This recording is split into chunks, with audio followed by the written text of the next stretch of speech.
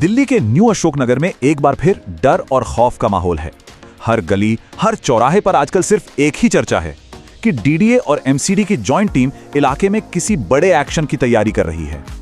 ये कोई छोटी मोटी चिंता नहीं है, बल्कि अपना सब कुछ छिन जाने का वो खौफ है जो पूरे इलाके में फैल चुका है। आज के इस एक्सप्लेनर में बिना किसी पक्षपात के, सिर्फ तथ्यों के आधार पर इस पूरे सीलिंग संकट की असली कहानी को समझने की कोशिश करेंगे। चलिए सीधे इस मुद्दे की गहराई में चलते हैं। सीलिंग, महज ये एक शब्द आज न्यू अशोकनगर के दुकानदारों के लिए दहशत का दूसरा नाम बन गया है। ग्राउंड रियलिटी का अंदाजा इसी बात से लगाया जा सकता है कि घबराहट के मारे कई दुकानदारों ने रातों रात अपनी ही दुकानों के शटर के ठीक सामने ईंटों की पक्की दीवारें तक खड़ी करनी शुरू कर दी हैं। बिल्कुल सही सुना, ईंटों की दीवारें। ये कदम सिर्फ इस उम्मीद में उठाया जा रहा है कि शायद इस तरह अचानक होने वाली कार्रवाई से उनका बिजनेस बच सके। ये एक ऐसा खौफ है जो तब महसूस होता है जब सामने अपनी आजीविका खत्म होती दिखाई दे। लेकिन आखिर इस पूरे डर और घबराहट की असली जड़ है क्या? इसे समझने के लिए उस ब्यूरोक्रेटिक ढांचे को समझना होगा। दिल्ली में शहरी विकास को कंट्रोल करने के लिए दिल्ली मास्टर प्लान बनाया गया है।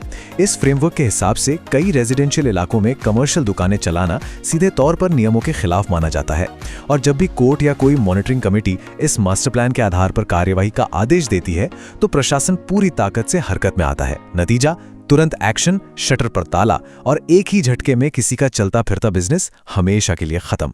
अब इस मामले का थोड़ा इतिहास भी देख लेते हैं। दिल्ली के लिए सीलिंग का ये मुद्दा कोई नया नहीं है।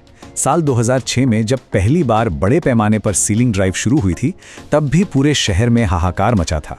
उसके बाद 2018 का वो दौर भी नहीं भुलाया जा सकता जब लाखों की संख्या में दुकानदारों ने अपने शटर बंद करके सड़कों पर भारी विरोध प्रदर्शन किया था। और अब सबकी निगाहें 2041 के आगामी मास्टर प्लान पर टिकी हैं। ये साफ दिखाता है कि दशकों से चली आ रही इस प्रशासनिक कार्यवाही ने दिल्ली के लाखों व्यापारियों को बार बार बहुत गहरे रूप से प्रभावित किया है।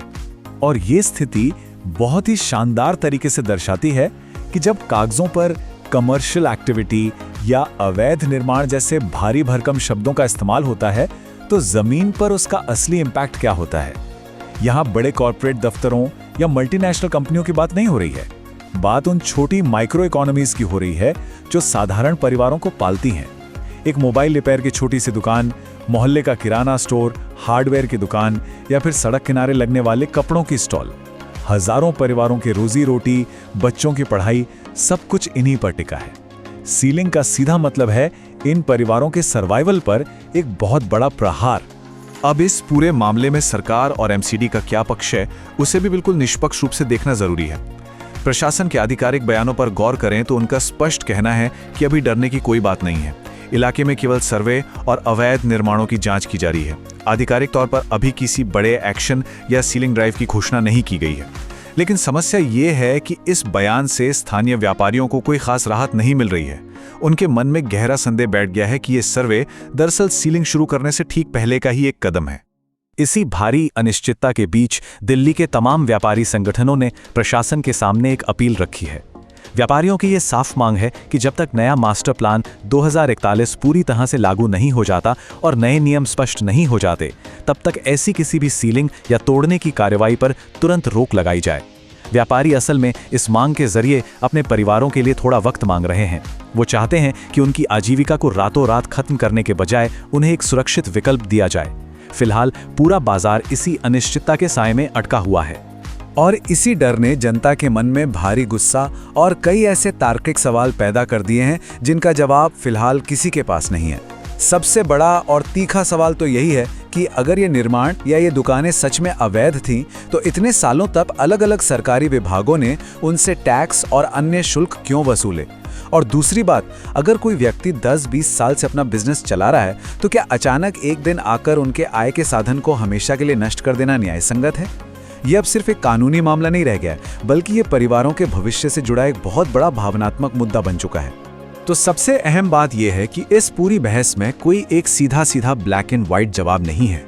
सोशल मीडिया से लेकर सड़क तक समाज इस मुद्दे पर पूरी तरह से दो हिस्सों में बटा हुआ है।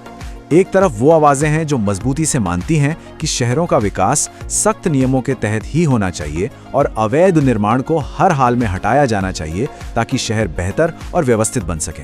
वहीं दूसरी तरफ उन लोगों की आवाज है जो मानते हैं कि सिस्टम की दशकों पुरानी गलतियों की सजा आज इन छोटे व्यापारियों को नहीं मिलनी चाहिए। उनका साफ कहना है कि गरीब दुकानदारों की रोजी रोटी मत छीनो। दोनों ही पक्षों के अपने अपने बेहद मजबूत तर्क हैं।